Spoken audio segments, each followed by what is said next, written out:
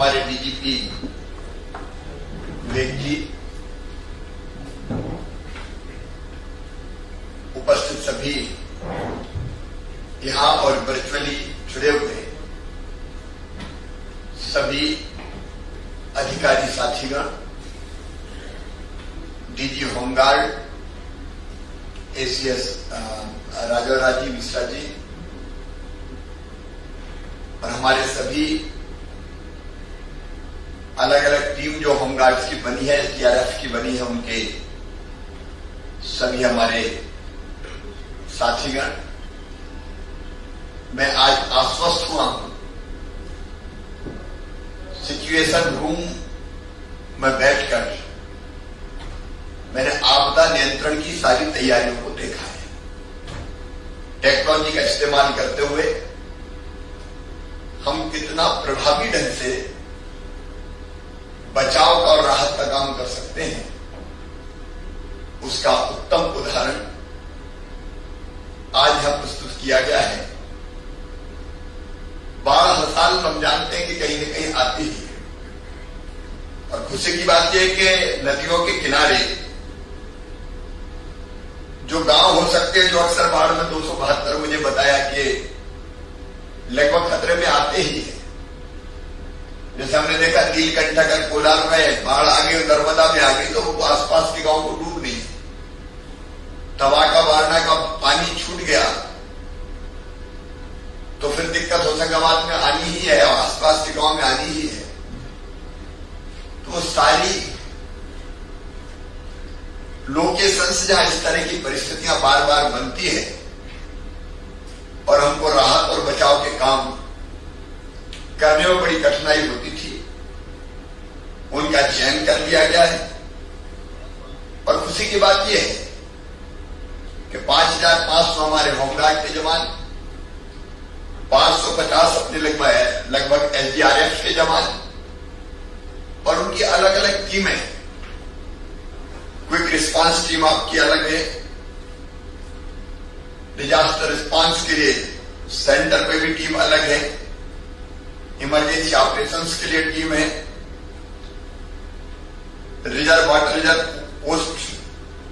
District reserve, राज्य reserve मतलब DG reserve. तो अलग अलग स्तर पर हम लोगों ने किसी भी आपदा से निपटने के लिए बेहतर प्रबंध किए हैं। संसाधनों से लैस है हमारी टीम, चाहे मोटर बोट का सवाल हो या लाइफ जैकेट्स हो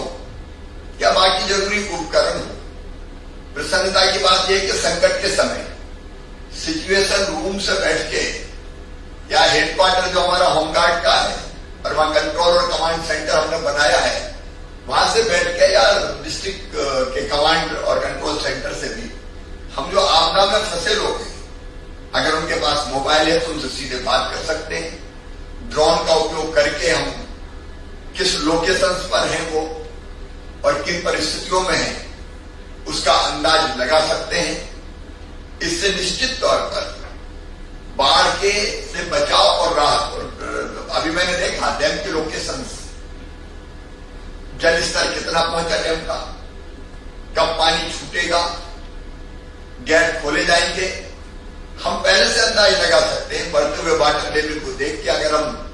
खतरे के निशान पर पहुंच रहे हैं तो सहजिया से बैठ के हम तय कर सकते हैं कि कितनी देर के बाद पानी रिलीज किया जाएगा और उस पानी का क्या प्रभाव होगा, कितने गांव डूब में आ सकते हैं। उसको देख के हम पहले से ही वार्निंग भी दे सकते हैं, लोगों को हटाने का काम कर सकते हैं, ऊंची जगह पे ले जाने का काम कर सकते हैं। मुझे ये जान के भी प्रसन्नता हुई कि कई जगह जब मैंने बात की 3 जिलों में, उनने वो ऊंचे स्थान भी चिन्हित कर लिए कि अगर बाढ़ से निकाल के ले जाना हो, घर डूब गए हो, गांव डूब गए हो, तो उनको हम कहां राहत शिविर में ले जाएंगे, कहां उनको ठहरा सकते हैं। खाली धर्मशाला और बाकी स्थान पहले से चिन्हित है। और न केवल इतना हुआ बल्कि गांव में हमारी क्राइसिस मैनेजमेंट की टीम भी कोविड के समय जैसे हमने बनाई थी, और मैं भी कहता हूं कोविड की क्राइसिस मैनेजमेंट टीम का भी उपयोग किया जा सकता है इसमें, क्योंकि उसमें भी गांव के जिम्मेदार लोग हैं। लेकिन उनको भी, उनके साथ भी बैठकें हो गई है और सारी तैयारी, क्योंकि अकेला प्रशासन नहीं, हमारे एसडीआरएफ की और होमगार्ड के जवानों की टीम नहीं, गांव के साथियों के साथ मिलकर हम फिर आपदा को कंट्रोल करने के लिए, लोगों को बचाने के लिए आपदा प्रबंधन भी करेंगे और राहत और बचाव के काम भी करेंगे। खुशी की बात मेरे लिए है कि केवल बाढ़ का सवाल नहीं है, कोई भी आपदा हो, अगर जरूरत पड़ेगी तो हमारी टीमें तैयार रहेंगी उस स्थान पर पहुंचने के लिए। अभी जैसे हमने देखा अलग अलग चौराहों पर कैसे सीसीटीवी कैमरों से स्मार्ट सिटीज हो या बाकी शहर हो, सबको जोड़ा गया है। यहां बैठ के भी स्थिति का अंदाज लगाया जा सकेगा। डायल 100 अगर भेजना है, उसकी लोकेशन कौन सी है, 108 को कॉल करना है और डॉक्टर्स को पहले से बताना है कि पेशेंट यहां पहुंच गया और उसकी स्थिति यह है, तो उसकी जान बचाने में निश्चित तौर पर वो बहुत सहायक होगा। तो हमने अत्याधुनिक टेक्नोलॉजी का इस्तेमाल करके हर परिस्थिति से निपटने के लिए, चाहे अपराधियों द्वारा कोई परिस्थितियां पैदा की गई हो, एक्सीडेंट हो गया हो, किसी की जान बचाने का सवाल हो, और कोई आपातकालीन स्थिति हो, आग लग गई हो, भूकंप आ गया हो या और कोई आपदा हो, उस आपदा से अब बेहतर तरीके से निपटा जा सकेगा। मैं आज विशेष रूप से अपने होमगार्ड की टीम का भी और विशेषकर एसडीआरएफ की टीम को बधाई देना चाहूंगा। पिछले वर्ष भी हमारी टीमों ने राहत और बचाव के काम अत्यंत कुशलता के साथ किए थे और कई लोगों को जिंदा बचाया था। बोट से भी हमने चॉपर से भी लोगों को निकाला था और उसके लिए हमने एयरफोर्स का सहयोग भी लिया था। लेकिन मैंने देखा कि एसडीआरएफ की टीम ने जान हथेली पर रखकर बोट के माध्यम से अनेकों मील दूर से भी लोगों को निकाल के और बचाने में सफलता प्राप्त की थी। आज मैं राज्य के मुख्यमंत्री के नाते अपने नागरिकों को आश्वस्त करना चाहता हूं कि भगवान न करे, पहली चीज तो यह है कि कोई प्राकृतिक आपदा या मानव निर्मित आपदा, कई बार हम भी ऐसी रचनाएं बनाते हैं जिसके कारण संकट की स्थितियां पैदा होती है और इमरजेंसी ऐसी आती है कि लोगों को बचाने के लिए हमको पूरी की जान से जुटना पड़ता है। लेकिन चाहे मानव निर्मित हो और चाहे प्राकृतिक आपदा हो, अब उससे निपटने के बेहतर इंतजाम मध्य प्रदेश ने किए हैं और मुझे विश्वास है कि देश भर में जो अत्याधुनिक व्यवस्थाएं हो सकती है, उन व्यवस्थाओं में मध्य प्रदेश की व्यवस्था शायद श्रेष्ठ स्तर की होगी। कितने राज्यों ने तैयारी की आज उस डिटेल में मुझे आज जानकारी नहीं है, लेकिन मध्य प्रदेश ने जो बेहतर से बेहतर इंतजाम हो सकते हैं वो करने में सफलता प्राप्त की है। और इसलिए मैं गृह विभाग की टीम को, अपने डीजीपी और उनकी पूरी टीम को, हमारे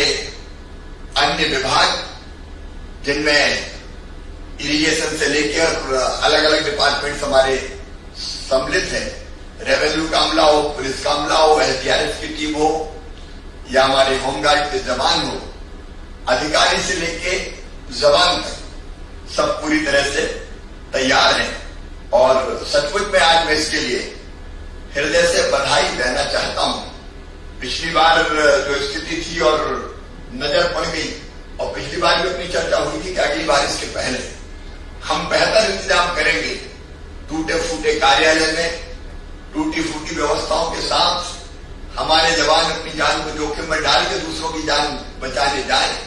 इससे बेहतर यह था कि हम टेक्नोलॉजी का इस्तेमाल करते हुए बेहतर से बेहतर व्यवस्थाएं बनाएं और आज हम सब व्यवस्थाओं से लैस है,